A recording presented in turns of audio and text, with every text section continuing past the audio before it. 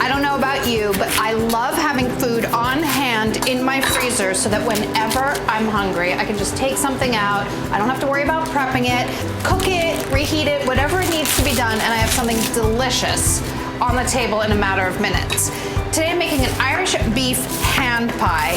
Really easy. You can make them in abundance, cook some for tonight, save some for later, keep them well wrapped in your freezer, and you'll always have a delicious meal on hand. Start by shredding 1/4 of a head of cabbage. I'm gonna make it just slightly smaller by cutting it in half. That looks like it's about, I don't know, 2.5 cups. And then cut up 2 red potatoes into dice. They can be about 1/2 inch. You don't need to peel them. My freezer is really full of jam right now. I did make an excess of jam, but as it empties out, I fill it up with delicious food. And then it makes my mornings so much easier because I cook in the morning usually.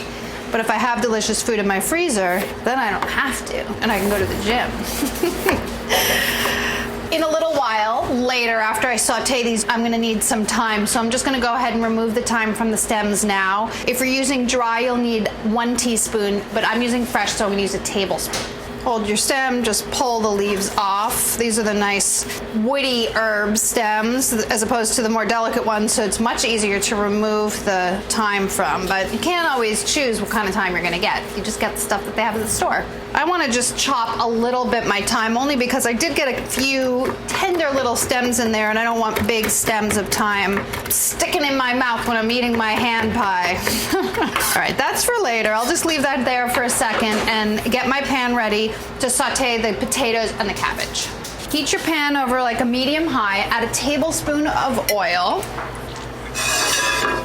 I like to heat my pan ahead of time so the oil spreads around very evenly and quickly. Then add your potatoes and cabbage, and you just want to start sauteing them. You're not going to cook them all the way yet, just until they get brown, about 7 to 9 minutes.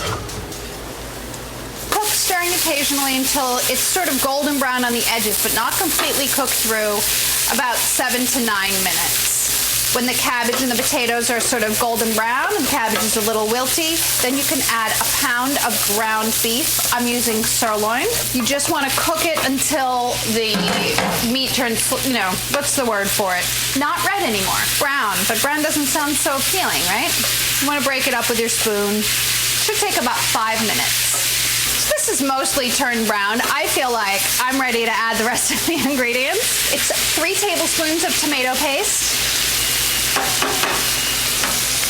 1/2 teaspoon of Worcestershire, 1 cup of water,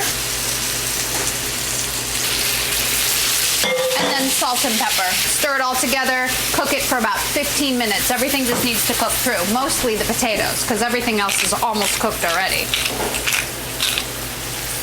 Before you start cooking it, make sure you add your thyme.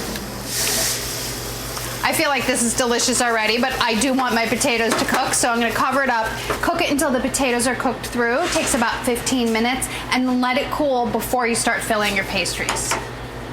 The recipe for these hand pies makes 8, so you'll need 2 9-inch pie crusts, or if you make your own, 1 full recipe of pâte brisée from our website, or basic pie crust. If you want to buy it, I'm not going to tell. I will give you a little hint. I like to make a bunch of pie crusts and keep them in the freezer too. That way I always have homemade pie crust when I want it. Just take an hour or so, some weekend when you're home and it's raining and you don't have anything else to do, make pie crust. Roll your dough into 14-inch square and then cut it into 4 equal squares. Each of these pies gets 1/2 cup of filling about, so put 1/2 cup of filling on each square. You're gonna keep your filling off center on each square using about 1/2 cup of filling and leaving a 1/2-inch border on all sides. Well, on 3 sides and then like a 2.5-inch border on the other side. Not only are they fantastic for dinner, but you can send them to school if you have kids, or take them with you to work and reheat them in the microwave, or just eat them room temperature. They're so versatile. I love them. Brush the edges with some water to help with the seal. You can use egg too, but why bother, really? Unless you want to brush the outside with egg wash, and then you could do that, but it's not necessary. Just another ingredient. Fold the dough over and then crimp the edges with a fork. And I already have these on a parchment lined baking sheet, which is perfect because that's what you want to bake them on. How convenient. Make sure it's nicely sealed.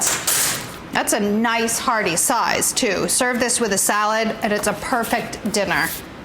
1 or 2. I would say 1, but some people probably could eat 2.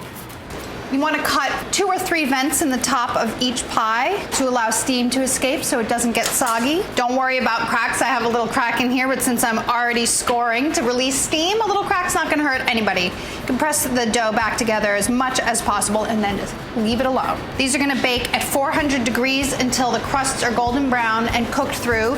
That should take about 10 to 15 minutes.